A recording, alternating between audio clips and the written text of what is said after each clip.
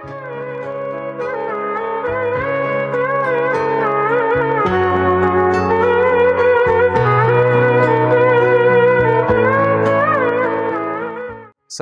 warahmatullahi wabarakatuh. Saya Marwan Abbas SPDI, guru di Pondok Pesantren Darul Makmur tingkat Madrasah Sanawiyah, mata pelajaran Al-Quran Hadis. Sekaligus pada hari ini sebagai mahasiswa PPG di UIN Syekh M. Jamil Jambe, Bukit Tinggi, tahun 2023. Bismillahirrahmanirrahim. Assalamualaikum warahmatullahi wabarakatuh. Waalaikumsalam warahmatullahi wabarakatuh. Bagaimana kabarnya anak semuanya? Alhamdulillah, luar biasa. Allahu Akbar. Lebih semangat lagi, ulangi. Bagaimana kabar semuanya?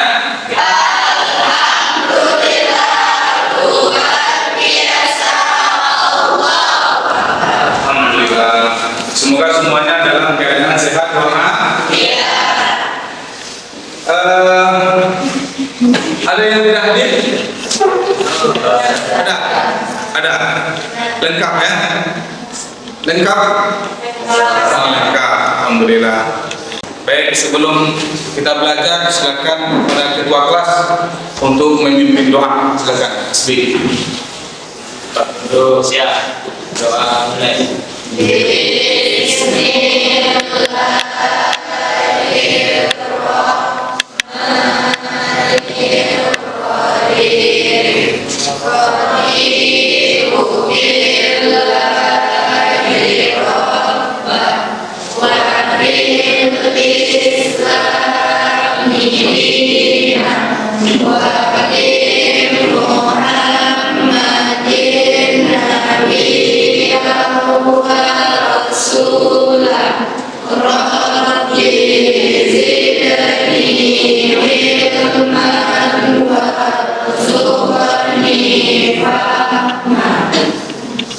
Baik, sekarang Ustaz mau nanya dulu. Siapa yang kenal dengan sahabat yaitu Abdurrahman bin Auf? Ustaz cerita sedikit ya.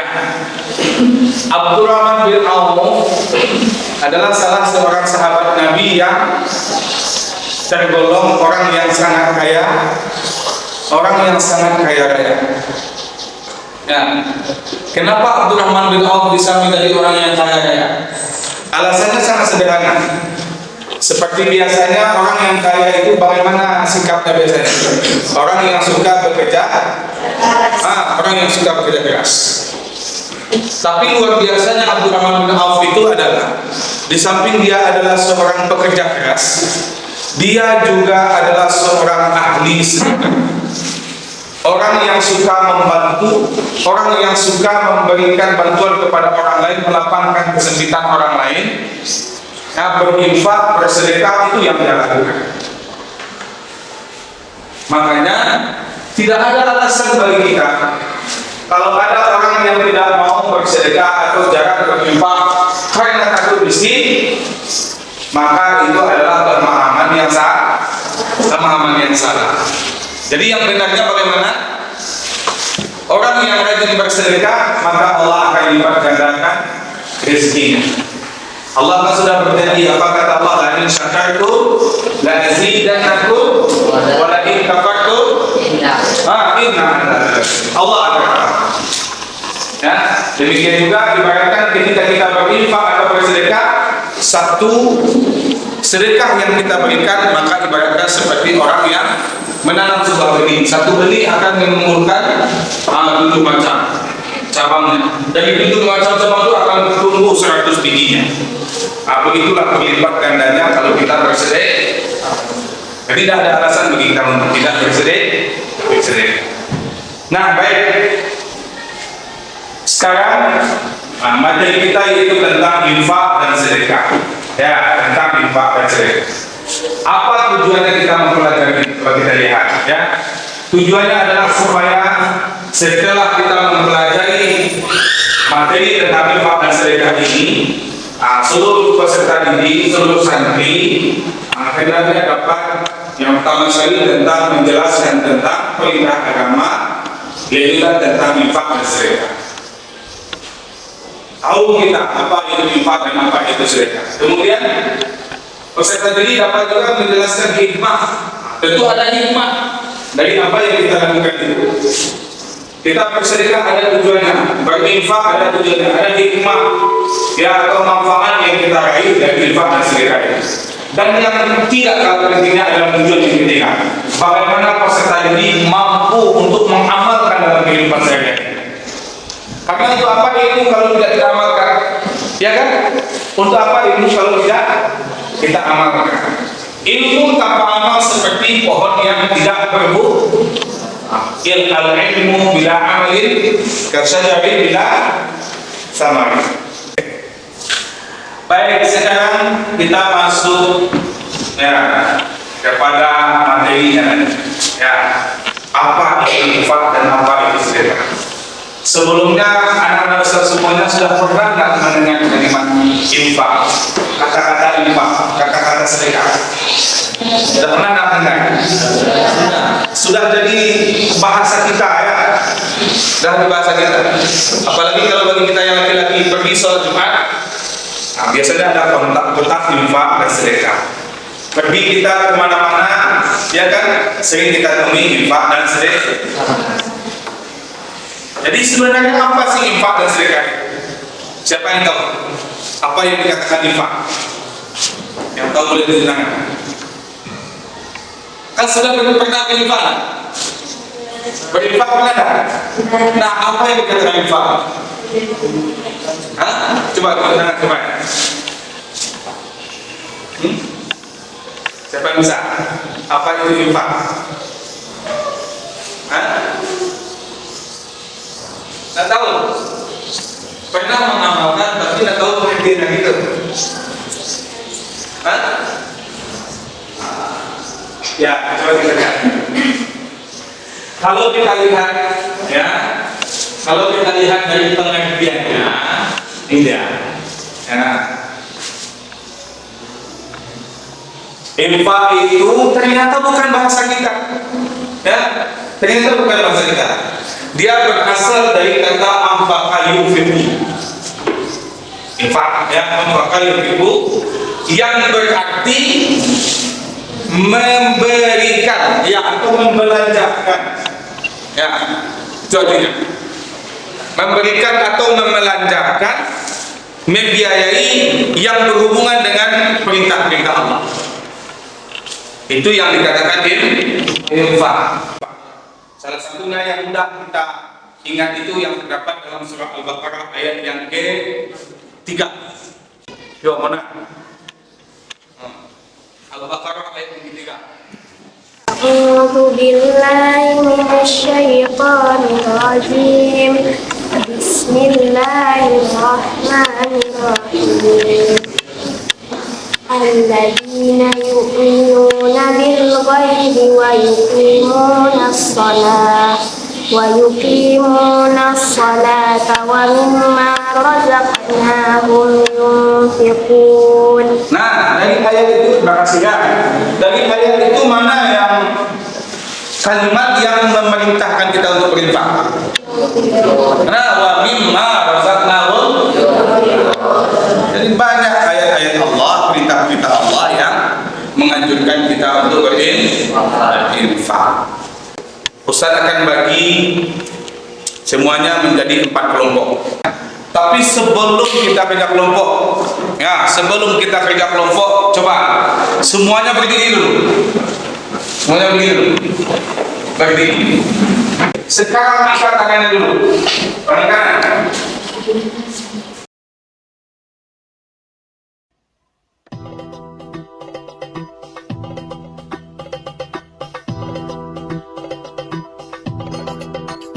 Identifikasi tanda-tanda orang beriman berdasarkan surat Al-Fajr ayat 15 sampai 18. Coba lihat, ada dalam bahan itu ya. Kemudian setelah itu Masing-masing kelompok nanti akan mempresentasikan hasil dari kerja kelompoknya. Ya, kemudian hasil diskusi silakan dicatat dalam tabel ini. Ada tabel di bawah. Ada nomor 1, 2, 3 sikap perilaku yang mencerminkan sikap. Sikap itu apa? Sikap yang ada dalam ciri orang-orang yang beriman yang di atas. Apa ciri orang yang beriman yang terdapat dalam surat Al-Fatihah? Nah, silakan dicari ya. Kemudian yang terakhir, buat pertanyaan di bawahnya. Ya, di luar kolom, buat pertanyaan tentang atau permasalahan-permasalahan yang ditemukan tentang berinfak. Ya, apa permasalahannya, kemudian apa penyebabnya.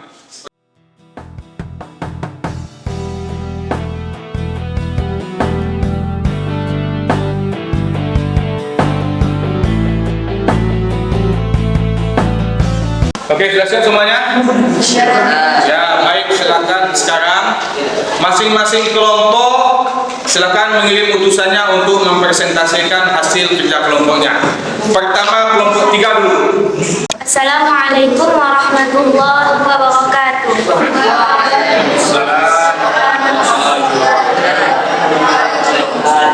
Saya perwakilan dari kelompok 3 akan menyampaikan permasalahan yang dihadapi dalam berinfak, yaitu ada orang yang ingin berinfak di depan orang banyak. Penyebabnya adalah ingin dipuji oleh orang banyak. Hasil diskusi kami dalam surah Al-Fajr ayat 15-18. Yang pertama, meyakini bahwa Allah memberi rezeki kepada siapapun yang disukainya dan tidak disukainya. Perilaku yang mencerminkan sikap tersebut adalah bersyukur, rajin bersedekah, rajin berinfak. Dan yang kedua, memuliakan dan menyayangi anak yatim. Perilaku yang mencerminkan sikap tersebut adalah memperlakukan mereka dengan baik. Yang ketiga, menyantuni anak yatim dan memberi makan orang miskin. Perilaku yang mencerminkan sikap tersebut adalah yang pertama, memberi makan anak yatim, yang kedua, tidak menghardik anak yatim. Sekian yang dapat saya sampaikan. Wabillahi taufiq wal hidayah. Wassalamualaikum warahmatullahi wabarakatuh.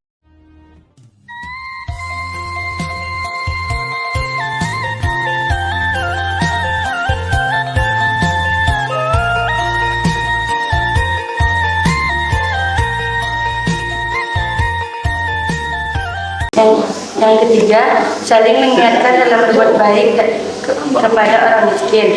Contohnya yang pertama, memberi makan orang miskin. Yang kedua, tidak merendahkannya. Sekian dari hasil diskusi kami. Assalamualaikum warahmatullahi wabarakatuh. Waalaikumsalam. Aplaus dulu untuk kelompok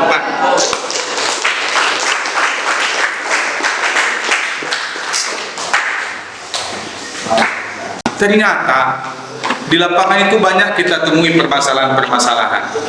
Di antaranya ada tadi dari sebagian kelompok yang mengatakan ada orang yang berinfak karena memberikan barangnya yang sudah tidak berguna lagi bagi dia. Baru dia serahkan, baru dia berikan kepada orang lain. Nah, kenapa itu terjadi? Kenapa? Sifat kikirnya. Karena dia takut memberikan yang lebih bermanfaat kepada orang lain. Ana wa kafilul yatim fil jannati hakada. Kata Nabi, saya dan orang yang menyayangi anak yatim, orang yang memelihara anak yatim, hakaza, seperti ini. Wa asyara bis sababati wal wusta. Nabi mengisyaratkan dengan jari telunjuk dan jari tengahnya. Wa farraja bainahuma, dan merenggangkan keduanya. Apa maksudnya? Ibaratnya apa? Nabi mengatakan seperti ini. Orang yang menyayangi anak yatim, orang yang memelihara anak yatim nanti di dalam surga seperti ibaratnya jari telunjuk dan jari tengah. Antara Nabi dan orang yang menyayangi anak yatim seperti jari telunjuk dan jari tengah. Dia renggangkan keduanya. Apa tujuannya dia merenggangkan ini? Untuk memperlihatkan bahwa tidak ada batas antara keduanya ini. Ada tak batas antara jari telunjuk dan jari tengah? Ada tak? Tidak ada. Tidak ada batasnya. Seperti itulah kedekatan Nabi nanti dengan orang-orang yang menyayangi anak ya. Maka tidak boleh kita menghardik anak yatim. Tidak boleh kita melecehkan dan merendahkan anak yatim. Malah justru kita harus menyayangi anak ya. Yang ketiga, apa sikap yang ketiga? Memuliakan menyantuni fakir miskin. Baik, kita saksikan video singkat berikut ini.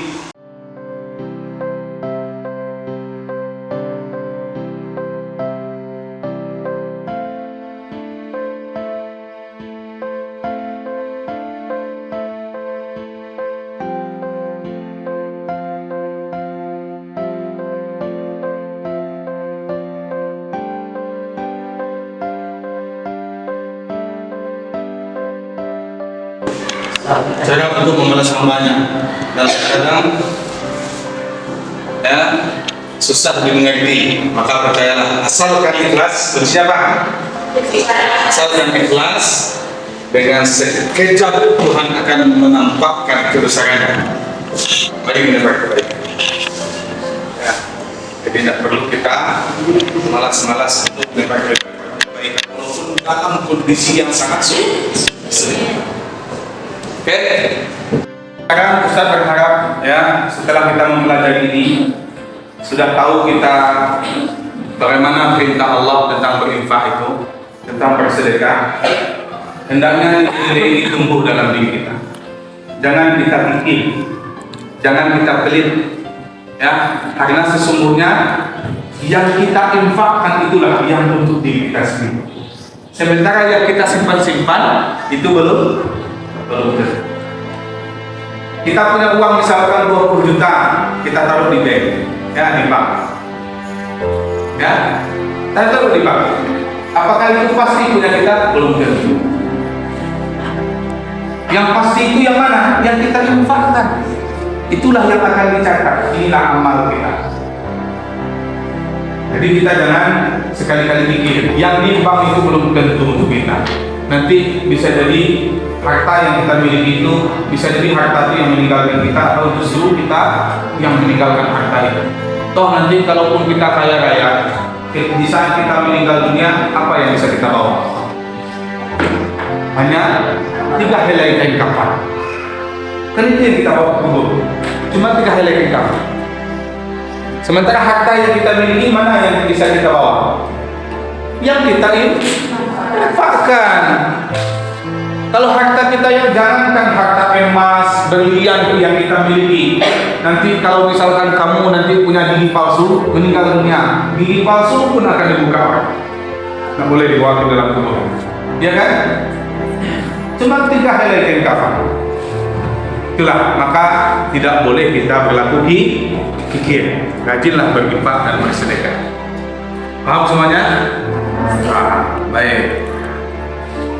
Setelah ini ya, di samping adanya perubahan sikap kita, tentunya bagaimana di saat apa yang sudah kita ketahui ini mampu pula kita sampaikan kepada orang-orang yang ada di sekitar kita. Ya, ilmu itu bukan untuk kita saja, tapi juga untuk disampaikan. Bukan hanya untuk kita amalkan secara sendiri saja, tapi juga untuk disampaikan. Baik tuh? Baik, sekarang mungkin itu saja dulu materi kita pada hari ini. Ustaz berharap di minggu yang akan datang kepada seluruh santri untuk bisa lebih aktif lagi, untuk bisa lebih semangat lagi dalam belajar. Ya, hilangkan dan jauhkan segala bentuk pengaruh-pengaruh yang akan dapat menggagalkan kita untuk mencapai tujuan pendidikan yang akan kita capai untuk menuju kesuksesan. Biarlah kita berletih-letih hari ini dibandingkan nanti suatu saat kita menyesali apa yang kita lakukan. Sepakat? Oke, demikian saja kita tutup pertemuan kita dengan sama-sama mengucapkan Alhamdulillahirabbil alamin. Alhamdulillah.